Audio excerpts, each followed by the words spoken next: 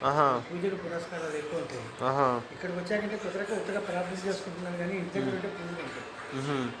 అందుకని అలా ఆ పేరు పెట్టారనమాట. హుహు. అన్నీ కలిసి వస్తాయి. అవినిగడ్డ పేరు విన్నారా ఎప్పుడైనా? విన్నాను. అక్కడ అందరూ చదువుకుంటారు కదా! ఆ, హ్మ్. అది అవినిగడ్డకి ఒక 6 కిలోమీటర్ల దూరంలో విశ్వనాథపల్లి అని ఒక విలేజ్ ఉంటుంది. విశ్వనాథపల్లి. ఆ, హ్మ్. విశ్వనాథపల్లి ఆహా! అది మా నేటివ్ ప్లేస్ అండి. హుహు. అక్కడ మాకు అప్పట్లో పొలాలు కూడా ఉండేవి. హుహు. అవినిగడ్డలోనేమో మా పెదనాన్నలు వాళ్ళు ఉండేవాళ్ళు.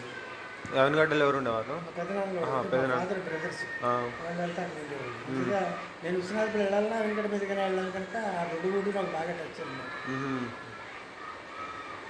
అంటే అక్కడికి వెళ్ళడానికి మేము మచిలీపట్నం నుంచి వెళ్తాం అంటే హ్మ్.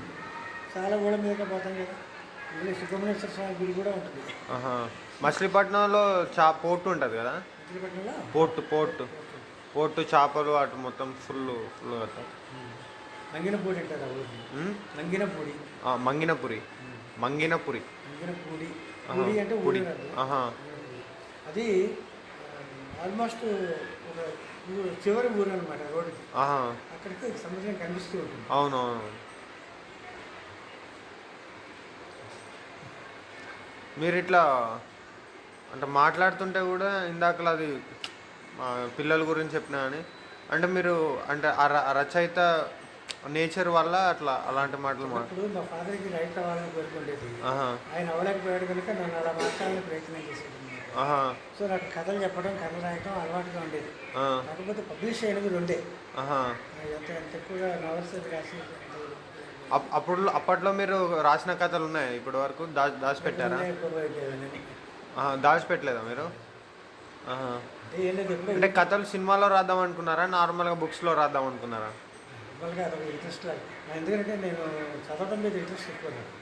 ఆహా! ఎందుకంటే మచిలీపట్నంలో 3 లైబ్రరీస్ ఉంటాయి, గవర్నమెంట్ లైబ్రరీస్. ఆహా! అంటే బ్రాంచెస్ అన్నమాట. ఆ! 3 లైబ్రరీస్. మూడింటిలో ఉన్నటువంటి ఇన్ఛార్జీలు నాకు ఫ్రెండ్స్. ఆహా! బుక్స్ అన్నీ తీసుకెళ్ళి చదివేవాళ్ళు మీరు. అక్కడికి వెళ్ళటం, అక్కడ కూర్చొని చదవడం, తర్వాత ఇంటికి అంటే ఎలాంటి బుక్స్ చదివేవాళ్ళు? అంటే చలము అలాంటి బుక్స్ ఏమైనా చదివారా? అన్ని రకాలు. ఆహా!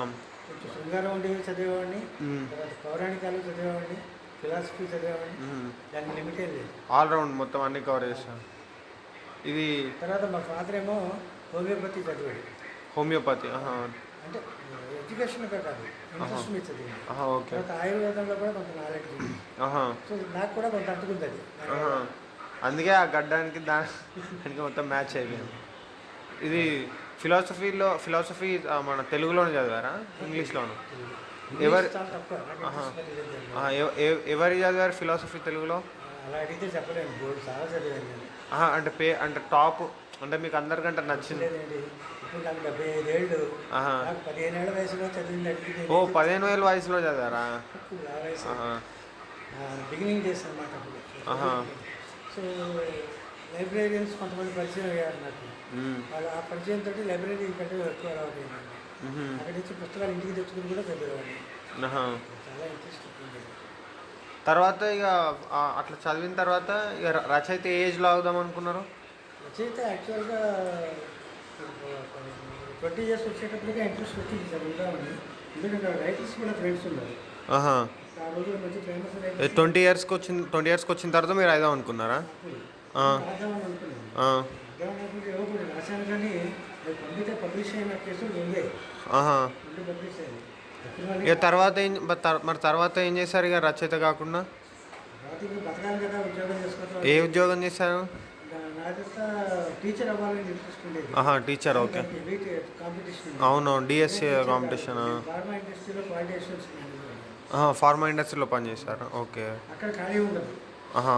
పై నుంచి కిందకి పడడం. ఇక ఫుల్ ప్రైవేట్ కంపెనీస్‌లో అంతే వర్క్ ఉంటది కాబట్టి ఇక మనకి ఇంకా ఆహ్, చదవడానికి టైం ఖాళీ ఉండదు. టైం దొరకదు. అప్పుడు చదవడానికి టైం ఉండదు. రాయడానికి కూడా టైం దొరకలేదు మీకిక. కానీ అప్పుడు కూడా నేను ఫార్మా ఇండస్ట్రీస్కి సంబంధించిన బుక్స్, ఆ! సబ్జెక్ట్కి సంబంధించిన బుక్స్ చదివి నేను ట్రైనింగ్ క్లాసెస్ తీసుకున్నాను. ఏ క్లాసు? Training class. ఆహా! Training class. వచ్చేసి కెమిస్ట్రీ ఉంటుంది ఆ! కదా మా అవును. దగ్గర.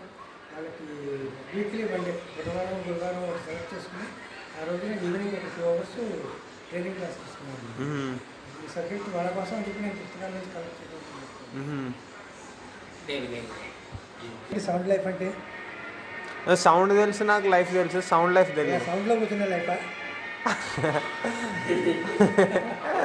అంటే ఎప్పుడు సౌండ్లో ఉంటే సౌండ్ లైఫ్ అంటే హెల్తీ లైఫ్ అని. ఓహో ఓకే, సౌండ్ పార్టీ అంటారు, సౌండ్ లైఫ్. Okay okay. ఆ సౌండ్కి సౌండ్ అని అర్థం కాదు, హెల్తీ అని. అవును, sound life, good life. Sound life. బాగుంది, వాడు మంచిగా ఉంది. కాలు మొక్కాలు భయ. నా జీవితం అంతా సౌండ్గానే నడిచిందిలేండి. అవునా? నన్ను ఒక్క పని తెలియదు భయ, ఏం చేస్తుంది సొంతంగా వాడు నన్ను నింపని వాడు. ఎందుకు అట్లా, ఎందుకు నింపనియాడు? ఆయన సొంతంగా వేసుకొని యాక్టివ్గా ఉండాలని ఈ వయసు ఇప్పుడు వాకింగ్ చేస్తుంటారు కింద 22 rounds half an hour. Daily workout చేస్తారా తాత మీరు? వాకింగ్. అదే డైలీ వాకింగ్ చేస్తారు ఇప్పుడు కూడా? మార్నింగ్ ఎప్పుడు లేస్తారు? మార్నింగ్ నేను రావటం అయితే 5:30, 6కే వస్తాను. వాకింగ్ ఎప్పుడు చేస్తారు? తర్వాత బ్రేక్ఫాస్ట్ అయిపోయిన తర్వాత కిందకి వెళ్తాను. బ్రేక్ఫాస్ట్ అంటే 8:30, 9 మధ్యలో అవుతుంది. సో బిఫోర్ 9 కిందకి వెళ్ళిపోతాను, 9 కిందకి వెళ్ళిపోతుంది. ఎందుకంటే కింద గేట్ దగ్గర నుంచి దాని ఆపోజిట్ వరకు చూశారు కదా ఇందాక వచ్చిన. అవునవును. అలా ఒక 20-25 రౌండ్స్. ఇప్పుడు అంటే మీకు ఫిట్నెస్ అంటే ఇష్టమా? అంటే హెల్దీగా ఉండాలనా? ఎందుకంటే మన వాళ్ళు కృషితో నాస్తి గుర్తించామన్నారు. అంటే ఏంది కృషి? అంటే కష్టపడి. చదువుకునేవాడైతే కష్టపడి చదువుకోవటం, ఉద్యోగం చేసేవాడు కష్టపడి ఉద్యోగం చేయటం, అది కృషి అనమాట. అది ఏది అదే రైతు అనేటైతే కష్టపడి పని చేయటం. అంటే ఏ వృత్తిలో ఉన్న వాళ్ళు ఆ వృత్తిలో మంచిగా ఎక్కువ పని చేయాలి. అదన్నీ కృషి అంటే. కృషితో నాస్తి దుర్భిక్షం. కృషి బాగా చేస్తే దరిద్రం ఉండదు. కృషి బాగా చేస్తే దరిద్రం ఉండదు. దరిద్రం. అంటే దరిద్రం. Okay okay. అంటే అందరూ మంచిగా డబ్బులు ఉన్న వాళ్ళు అవుతారు, అంటే పేదరికం అనేది మొత్తం పోతుంది. డబ్బులు అంటే డబ్బులు ఉండకపోవచ్చు, అంటే సరిపోయే విధంగా, అంటే మనకి పేదరికం ఉండొద్దు, పేదరిక నిర్మూలన అవుతుంది. పట్టుకుంటే ఇద్దరు కూర్చొని మాట్లాడుతుంది. ఇద్దరు కూర్చొని మాట్లాడు.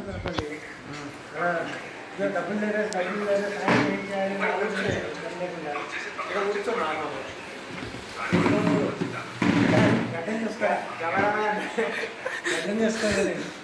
పర్లేదు అంటే ఇద్దరు కనిపించాలి కదా, ఒక్కరే కనిపిస్తున్నాను భయ్యా. ఇద్దరు మాట్లాడండి ఇప్పుడు, మాట్లాడండి. అదు అట్లా మాట్లాడిందంటే మనకు రాదు. నార్మల్గా మనం జనరల్గా మాట్లాడుకుంటుంటే తీయాలి, కానీ మాట్లాడండి మనం సినిమా యాక్టర్. అర్థమైందా పాయింట్? అది పుచ్చుకుని కూర్చొని మేము మాట్లాడుతున్నప్పుడు నువ్వు తీయాలి, నువ్వు తీసేప్పుడు మేము మాట్లాడు అంతే.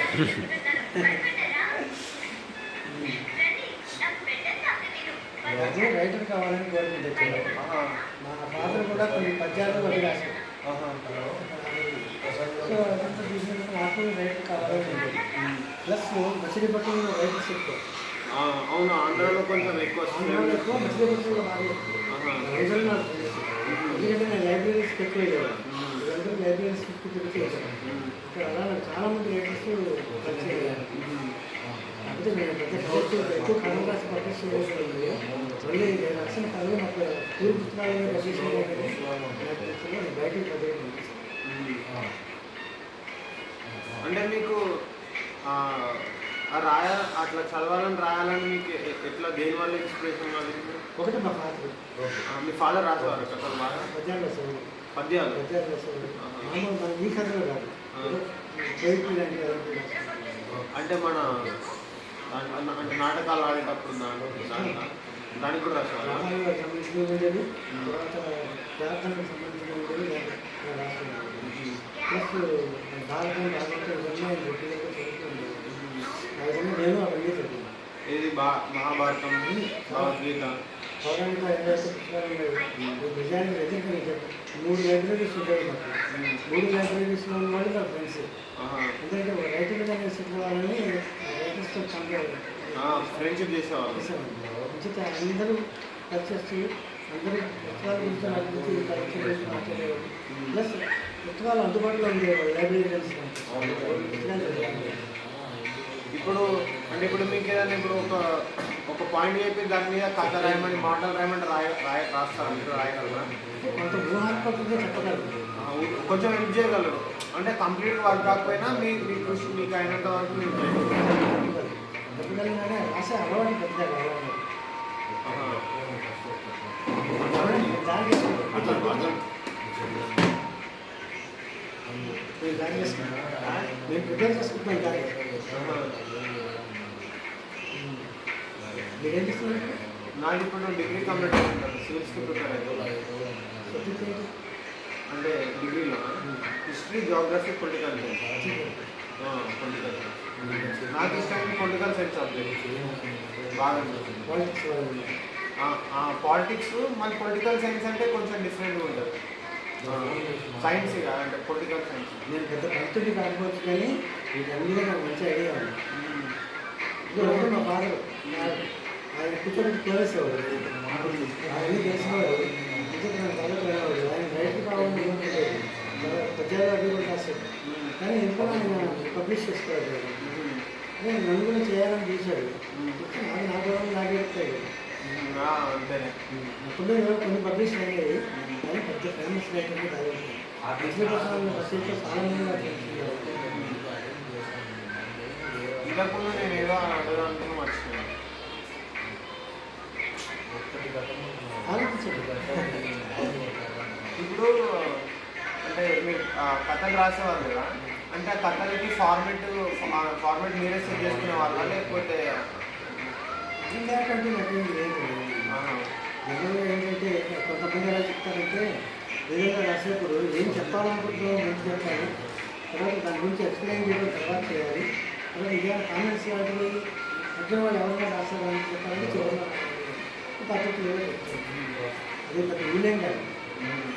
అది గైడ్ చేయడం ఉపయోగపడతామని ఖచ్చితంగా అలాగే ఉండాలని రూలేం కాదు. కాకపోతే ఏంటంటే ఒకటి మనం రాసింది ఎవరైనా చదివితే వాళ్ళు ఆనందపడాలి. వినోదాత్మకంగా ఉండాలి. వినోదాత్మకం కాదు, వాళ్ళు ఇంట్రెస్ట్ అట్రాక్ట్ చేయాలి. వాళ్ళు ఫీల్ మంచి వాళ్ళు ఇంట్రెస్ట్ అట్రాక్ట్ చేయాలి. చదువుతుంటే బాగుంది చదవాలి అని అనిపించాలి. సైలెన్స్ అది రాసే పద్ధతిలో అక్కడ రచయితకి ఎక్స్పర్ట్. మీరు రాసినప్పుడు ఏదైనా పదంతో చదవాలని ఉంది. ఇప్పుడు ఎక్కడ ఉన్నాయి నాకు 12-27 మధ్యలో రాసిన పని ఇప్పుడు నాకు 77 అంటే ఒక 50 సంవత్సరాలు అయింది. అయింది. ఇప్పుడు కూడా చదువుతారా మీరు బుక్స్? ఇప్పటికీ ఎక్కువ. అంటే ఇప్పుడు చదువుతారంటే మీకు అంటే రాసే ఓపిక లేదేమో కానీ మీరు రాయగలరు, కాకపోతే మీరు రాసి అంత ఉండదు, రాసి ప్లేన్ చేయాలి. మనిషి బయట మాటలతో అంతేలే ఈజీగా ఎందుకంటే అన్ని బుక్స్ అంత వచ్చినప్పుడు. నేను క్రెడిట్గా ఏం చెప్తున్నానంటే మచిలీపట్నంలో 3 లైబ్రరీస్లో నాకు ఫ్రెండ్స్ ఉంటాయి. 3 లైబ్రరీస్ వచ్చి నేను బుక్స్ అక్కడ చదవడం డిపాజిట్ ఉందా, మెంబర్షిప్ ఉందా అని ఎవరైనా ఫ్రెండ్స్గా మీరు కావాలంటే తీసుకోవడం హాయిగా కూడా నేను అలా చాలా పుస్తకాలు చదివాను. ప్లస్ మా ఫాదర్ కలెక్షన్ చేసుకొని నేను ఎక్కడన్నా విజయపట్నంలో తర్వాత విజయవాడలో ఆదివారం వస్తే రోడ్డు పక్కన వీటి అవుతూ ఉంటుంది. అలాగే వీళ్ళకి ఏదైనా కొత్త బుక్ కానీ మంచి పుస్తకాలు కనిపిస్తే అక్కడ అలా పుస్తకాలు చాలా కొనేవాళ్ళు. అది కాక లైబ్రరీస్ నుంచి తెచ్చుకుంటారు. మరి మీకు నచ్చిన మీరు చాలా పుస్తకాలు కొన్నారు కదా, దాంట్లో మీకు నచ్చిన పుస్తకాలు అమ్మాయిలకు ఇప్పించారు ఎప్పుడైనా? ఉన్నాయి అలాగే స్పెసిఫిక్గా నేను గుర్తుపెట్టుకోలేదు. వాళ్ళు ఇచ్చిన కేసులు ఎందుకంటే ఎలాగంటే బర్త్డేస్ వచ్చినప్పుడు బర్త్డేస్ వచ్చినప్పుడు అంటే నేను లెక్చరర్ చేశాను. నా స్టూడెంట్స్ నేనైతే చాలా ఇష్టపడ్డాను. ఓకే. వాళ్ళకి ప్లస్ నేను కూడా వాళ్ళు చదివేటప్పుడు అన్నీ ఎక్కువ చేస్తున్నాను. ఎలా చదువుతున్నారు గైడ్ చేసి వాళ్ళని లైన్లో అంటే నేను అడిగింది అట్లా కాదు. ఇప్పుడు మీరు యంగ్ ఏజ్లో టీనేజ్లో ఉన్నప్పుడు మీరు చాలా బుక్స్ చదివారు. ఇప్పుడు చాలా ఇప్పుడు అన్ని రకాల బుక్స్ చదివారు కాబట్టి దాంట్లో మీకు నచ్చిన లవ్ స్టోరీస్ అంటే ప్రేమ కథలు అవి ఉంటాయి. అప్పుడు ఆ ప్రేమ కథలు ఉన్నప్పుడు అది ఈ అమ్మాయికి గిఫ్ట్ ఇస్తే బాగుంటుంది అనేది అనిపిస్తాయి. అప్పుడు అలా ఏమనిపించారు? అమ్మాయి ప్రేమలో గిఫ్ట్ ఇస్తే బాగుంటుంది. అంటే నచ్చిన అమ్మాయికి ఇస్తారు కదా. ఇచ్చిన ఉన్నాయి కానీ వాళ్ళకి ఏమవుతారు, ఆ రిలేషన్ ఏంటి దానికి సంబంధించి ఉండాలి. ఆ సో ఎవరైనా అమ్మాయిని ఫ్రెండ్గా తీసుకున్నప్పుడు మనం ఇచ్చిన కావాలి అక్కడ సిస్టర్స్ వాళ్ళకిస్తే సిస్టర్స్ కాదు అంటే మీరు అంటే టీనేజ్లో ఉన్నప్పుడు మనం అంటే మన గర్ల్ ఫ్రెండ్స్కే కదా ఇచ్చేది. ఒకటి నేను రచయిత కావాలని నేర్చుకున్నాను చాలా పుస్తకాలు పుస్తకాలు ఎవరు చదువుతున్నప్పుడు వాళ్ళు చూస్తే వాళ్ళు డబ్బులు అవుతుంది వాళ్ళు చదివారు చాలా పుస్తకాలు అవుతుంది కానీ నిజానికి బుక్స్ కొంచెం ఇబ్బందిగా గట్టిగా నేర్చుకోవాలి. మీరు ఎక్కడ వరకు చదువుకున్నారు? నేనా ఎంఎస్సీ చేసి ఎంఎస్సీ వరకు చదువుకున్నారు. Chemistry analytical chemistry specialization analytical chemistry కంటే ఫార్మా ఇండస్ట్రీలో అనలిటికల్ కెమిస్ట్రీ కానీ క్వాలిటీ మేనేజ్మెంట్లో పెట్టారు. మీరు ఎంఎస్సీ వరకు చదివారంటే మీకు ఏ ఏజ్లో మ్యారేజ్ అయింది? డిగ్రీ అంటే ఎంఎస్సీ అయిపోయిన తర్వాత డిగ్రీ అయిపోయింది కదా బీజీ అయిపోయిన తర్వాత డిగ్రీ అయిపోయిన తర్వాత పోస్ట్ గ్రాడ్యుయేషన్ చేస్తున్నప్పుడు అయిపోయింది. గుంటూరులో చదివాను ఎంఎస్సీ గుంటూరులో. అంటే అక్కడ వారు అక్కడ డిగ్రీ పీజీ అయిపోయేటప్పుడు అంటే అప్పట్లో మీరు చాలా లేట్గా చేసుకున్నారు పెళ్ళి. అంటే లేట్ అంటే లేట్ కాదు అంటే అప్పట్లో చాలా తొందరగా చేసుకునేవాడు పెళ్ళి అంటే ఇంటర్మీడియట్లోనో. నాకంతా 20-25 ఇయర్స్ అంటే మీరు కరెక్ట్ టైంలోనే చేసుకున్నారు కాకపోతే మీ ఏజ్తో కంపేర్ చేసుకుంటే కరెక్ట్ మ్యారేజ్ కాదు యాక్చువల్గా 25 ఇయర్స్ నువ్వు పెళ్లి చేసుకోకూడదని నా భావన లేదు. ఎందుకంటే ఊరికే పెళ్లి చేసుకోవడం ఎక్కడ కాదు ఇప్పుడే హెల్తీగా ఉంది. అందుకని 25 అప్పుడు నేను ఎంఎస్ చదువుతున్నాను గుంటూరు. మీరు పెళ్లి చేసుకున్నాను కదా. సో నేను మా ఇంటికి వెళ్ళాలన్నా విజయవాడ నుంచి వెళ్ళాలి. గుంటూరు వెళ్ళాలని విజయవాడ నుంచి వెళ్ళాను. నేను కూడా వెళ్ళాను. వెళ్ళాలి అని చెప్పి వెళ్ళి లవ్ మ్యారేజ్ మీకు ఇప్పుడు ఎట్లయినా అంటే ఇప్పుడు మొత్తం మ్యారేజ్ అయిపోయి చాలా ఇయర్స్ అయింది కాబట్టి ఇప్పుడు మిమ్మల్ని అడగచ్చాను క్వశ్చన్ ఏంటంటే మీరు యంగ్ ఏజ్లో ఉన్నప్పుడు మీకు ఎట్లా గర్ల్ ఫ్రెండ్స్ ఉండేవాళ్ళు? నా కాలేజ్ నుంచి చాలా మంది ఉండేవాళ్ళు. దానికి కారణం ఏంటంటే నేను చదువుతాను కథలు అందరికి కథలు చెప్పి పడేసేవాళ్ళ? అందుకని ఏంటంటే పీరియాడికల్స్లో ప్రింట్ ఏం చేసినప్పుడు నేను చదువుకునే రోజు కూడా కథలు చెప్పటము అంటే అమ్మాయిలు కథలు చెప్పేవాళ్ళు. కథలు చెప్పటం అమ్మాయిలే కదా అందరికి కథలు చెప్పడం వల్ల ఇక వాళ్ళు ఫ్రెండ్స్ అయ్యారు. కథలు చెప్పడం తర్వాత స్కూల్ మ్యాగజైన్స్లో రాయడం ఇవన్నీ ఉండేది. కానీ బయట మ్యాగజైన్స్లో పబ్లిష్ చేసినటువంటి తర్వాత ఎప్పుడు చదవడం అయిన తర్వాత అనుకున్నాం ఎక్కడ కాంపిటీషన్ ఎక్కువ ఏం కాంపిటీషన్ ఉండడం కూడా చాలా పనిచేసేది చాలా ఏమి వదిలేస్తున్నారు. అక్కడికి ఎంఎస్సీకి వచ్చేసాను నేను చదువుకోవాలి ఇవన్నీ రాష్ట్రాలు. ఇప్పుడు మీరు అన్ని బుక్స్ అంటే నాకు ఎప్పటి నుంచో అంటే చాలా మంది రీసెర్చ్ అంటే నేను ఆలోచించుకుంటూ ఉంటాను. ఇప్పుడు అన్ని కథలు చదివారు, అన్ని మహాభారతం అన్ని చదివారు. మళ్ళీ మీకు ఇంత ఏజ్ ఇప్పుడు మీకు 85 ఇయర్స్ 25 ఇయర్స్ 48 అంటే 50 ఇయర్స్ ప్లస్ ఇంకొక 75 ఇయర్స్ మొత్తం ఇప్పుడు 75 ఇయర్స్ ఎక్స్పీరియన్స్ కదా. ఇప్పుడు ఈ బుక్స్ నాలెడ్జ్ ఈ 75 ఇయర్స్ ఎక్స్పీరియన్స్ అంటే మీరు ప్రేమ గురించి అడిగితే మీరు ఏం చెప్తారు? అంటే ప్రేమ అనేది ఇప్పుడు నిజంగా ఉందా లేకపోతే అది ఆ వయసుతో వచ్చేది విధానం? రొమాన్స్కి అంటే రొమాన్స్ అంటే ఓన్లీ అంటే అది 2 రకాల లవ్స్ ఉంటాయి. అంటే ఎట్లంటే రొమాన్స్ ప్లస్ లవ్ తోటి వచ్చేది మన ఏజ్తో పాటు వస్తుంది. రొమాన్స్ శారీరకం, లవ్ మానసికం. లవ్ మానసికమే. లవ్ మానసికం. సో ప్రతి మనిషికి జీవితంలో ముందు లవ్ రావాలి, ముందు శారీరకంగా రాదు. వస్తే వాడు పాడైపోతాడు. అంటే లవ్ చేసి ఆ తర్వాత రొమాన్స్ చేయాలా? అంటే అమ్మాయిని నా ఉద్దేశంలో భార్యతోనే చేయాలి, అమ్మాయిలతో కాదు. అంటే ఒక్కళ్ళని ప్రేమించి ఒక్కరితో రొమాన్స్ తోటి అప్పుడు వాళ్ళ జీవితంలో కలిసిపోతారు, ఒకటే. ఇద్దరు మనుషులు ఒక మనిషిగా అంటే శారీరకంగా 2 శరీరాలు, మానసికంగా ఒకటే శరీరం. అలా మీరు దాన్ని సపోర్ట్ చేస్తారా? అందుకే అప్పుడే భార్య భర్తలు కాదు, వాళ్ళు ఒకటే అవుతారు. భార్య భర్తలు ఇద్దరు అవ్వరు, ఒకటే అవుతారు. అంటే ఒక్కళ్ళనే లవ్ చేయాలి, ఒక్కరితోటే శారీరక సంబంధం ఉండాలి. ఇంకోటి నేను చెప్తాను, మీరు నమ్మరు. నా ఎక్స్పీరియన్స్లో నేను అనుకున్నది నా భార్య నన్ను క్వశ్చన్ చేసి చేసుకున్నాను. అలాగే నా భార్య అనుకున్నది నేను ఎందుకు చేసుకున్నాను. నాకు ఎందుకు అలా అనిపించడానికి అంటే బహుశా ఒకరి గురించి ఒకరికి ఆలోచించుకుంటే ఆ ప్రేమలో దొరకడం వల్ల అలా జరిగింది. మొత్తం మీద అక్కడ యాక్టివ్ వచ్చేసింది. అంటే మరి ఇప్పుడు మీ ఏజ్లో అలా మీరు అట్లా చెప్తున్నారు కదా, ఇప్పుడు ప్రజెంట్ జనరేషన్లో అట్లా లేదు. ఇప్పుడు మెకానికల్గా ఉంటుంది. ఇది మానసికంగా ఇద్దరూ ఒకటే పోవడానికి కొన్ని సందర్భాల్లో ఉంటుంది. అంటే అది కరెక్ట్ అంటారా, ఇది కరెక్ట్ అంటారా? మానసికంగా ఒకటే పోవాలి. అయితే ఇప్పుడు నేను ఇప్పుడు చెప్తాను. నాకు ఇది కావాలి అని నా భార్య వెళ్తుంది. నన్ను అడగడానికి ముందే నేను యాక్సిడెంట్ కొనేసేవాడికి చేసేసాను. అంత అంత తెలిసిపోయి మీకు మీ భార్య గురించి తెలియకపోవటం అని కాదు, భావం మనకు కూడా వస్తుంది. ఓహో, అది జరగాలి. అది మన చేతిలో ఉంది కదా. ఆవిడ ఏం ఆలోచిస్తుంది అని నేను ఎలా కనుక్కుంటాను? అంటే అవర్ గురించి ఒకటి తెలిసినప్పుడు మనం గెస్ చేయగలం కదా. రిలేట్ అయిపోయినప్పుడు ఒక్కొక్కసారి అలా వస్తుంది. నాకు జరిగింది కదా.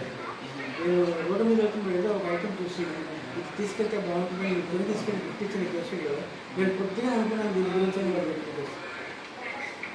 మిమ్మల్ని అడగాలని పొద్దునే అనుకున్నాను. అట్లా వచ్చేసారు. అది అసలు ఆనందంగా అయిపోయి అప్పుడు మీరు ఇద్దరు ఇంకెక్కువ కలిసిపోతారు. ఇంకెక్కువ మీరు ఇద్దరు రిలేషన్షిప్ అనేది ఇంకెక్కువగా ఉంటుంది. ఆ ఆనందాన్ని నేను అనుభవించాను. అలా ఉంటే చాలా బాగుంటుంది. అంటే ఒక్కరితోటి అంటే ఇద్దరు ముగ్గురితో ఉంటే ఆ బాండింగ్ ఆ రిలేషన్షిప్ అనేది తక్కువ అయిపోయింది. అదే ఒక్కరితోటి మనం టైం ఎక్కువ స్పెండ్ చేస్తే ఆ రిలేషన్షిప్ అనేది స్ట్రాంగ్ ఉంటుంది. అంటే భార్యాభర్తలు శారీరకంగా ఎప్పుడూ ఒకటిగా ఉంటుంది, మానసికంగా కూడా ఉంటుంది. అంటే శారీరకంగా అంటే సెక్స్, మానసికంగా అంటే లవ్. అంటే ఇప్పుడే రకమైనటువంటి రిలేషన్స్, విడిచిపోలేని రిలేషన్స్. మరి ఈ మధ్య చాలా మందికి అంత అట్రాక్ట్ అవ్వడం అంటే ఇప్పుడు ఒక అమ్మాయి ముగ్గురు నలుగురు బాయ్ ఫ్రెండ్స్ మెయింటైన్ చేయడం, లేకపోతే ఒక మగాడు 3-4 గర్ల్ ఫ్రెండ్స్ మెయింటైన్ చేయడం అట్లుంది. అప్పుడు అంటే దాన్ని మీరు ఎట్లా రొమాన్స్ అవుతుంది కానీ లవ్ అవుతుంది. అంతే కదా. అలాంటి అలవాటు ఉన్న వాళ్ళు ఏ ఒక్కరితో సెటిల్ అవ్వడం అంటే ఇష్టం. జీవితంలో వాళ్ళు ఆనందాన్ని కోరుకుంటారు. అది మంచిగా పోతుంది. మీరు ఫ్రెండ్షిప్ చేయండి. నలుగురు 5 అమ్మాయితో ఫ్రెండ్షిప్ చేయండి, తప్పుగా. కానీ రొమాన్స్ అనేది చెప్తుంది. రొమాన్స్కి వెళ్ళడంలో ఒక బాధ్యత చేస్తే అప్పుడు భార్యాభర్త ఇద్దరు ఒకటి అర్థాన్ని అన్నారు. భార్య అర్థాన్ని అంటే మన శరీరంలో కూర్చుందా. కానీ ఇప్పుడు మీరు ఒక్కరితోనే చేయమన్నారు కదా, మీరు అంటే రొమాన్స్ ఒక్కరితో ఏమన్నారు కదా. ఇప్పుడు ఒకవేళ ఫస్ట్ అరేంజ్ మ్యారేజ్ అనుకున్నాం. ఇప్పుడు అరేంజ్ మ్యారేజ్ అయితే ఫస్ట్ అంతకుముందు ఆ అమ్మాయి రిలేషన్షిప్లో ఉండొచ్చు, లేకపోతే ఏదైనా జరగచ్చు. లేకపోతే అరేంజ్ మ్యారేజ్ అనేది అంత పెద్దవాళ్ళు చేస్తారు. ఆ లవ్ అనేది సరిగా ఉండదు. అంటే అది కూడా కాదు, ఫీలింగ్ అంటే పూర్వ రోజుల్లో ఎలా ఉండేది అంటే అంత ఏదో తెలియని అమ్మాయిని అప్పుడు సంబంధాల్లో చూసి ఏమన్నా పెళ్లి చేసుకుంటే అది అట్లా ఆ రిలేషన్షిప్ అనేది సరిగ్గా రాదు కదా. నేను మొదట్లో తెలియని అమ్మాయిగా చేసుకున్నాను. అంటే మీరు మీ ఏజ్లో ఉన్నప్పుడు అప్పుడు ఎలా అంటే ఇంత కమ్యూనికేషన్, ఇంత సోషల్ మీడియా అంటే ఎట్లా అంటే ఇప్పుడు మీరు మీరు ఒక అమ్మాయిని పెళ్లి చేసుకున్నారు అనుకో, మీరు 25 years ఉన్నప్పుడు. ఇప్పుడు ఆ అమ్మాయికి ఇప్పుడున్నంత సోషల్ మీడియా లేదు కాబట్టి మగవాళ్ళతో ఎక్కువ పరిచయం లేకుండా ఉంటుంది. ఎక్కువ అంటే వాళ్ళ ఫ్యామిలీ మెంబర్స్, వాళ్ళ చుట్టుపక్కల బిలో 10 మెంబర్స్లో బిలో 10 మంది కంటే ఆ అమ్మాయికి ఎక్కువ అబ్బాయిలు పరిచయం ఉండదు, అంత ఇది ఉండదు. కానీ ఇప్పుడు ఎలా అంటే ఇప్పుడు జస్ట్ ఈ సోషల్ మీడియా కానీ ఈ టెక్నాలజీ అంతా జస్ట్ ఇప్పుడు 10th class వస్తే అమ్మాయితో రిలేషన్షిప్స్ అయిపోతున్నాయి, బ్రేకప్స్ అయిపోతున్నాయి. అట్లా ఇక డిగ్రీ పాస్ అయితే అట్లా ఉండట్లేదు. సో అలాంటప్పుడు 2 మనసులు కలవడం అనేది కష్టమైనది. అంటే అంటే ఆల్రెడీ ఇప్పుడు ఆ అమ్మాయికి ముందు ఒక 4-5 రిలేషన్షిప్స్ ఉన్నప్పుడు అంటే మళ్ళీ ఇప్పుడు అరేంజ్ మ్యారేజ్ చేసుకున్నా కానీ లేకపోతే ఇంకో లవ్ మ్యారేజ్ చేసుకుని లవ్ చేయాలన్నా కానీ ఒక్కొక్కటి కలవడం అనేది ఆగండి ఇంటర్వ్యూ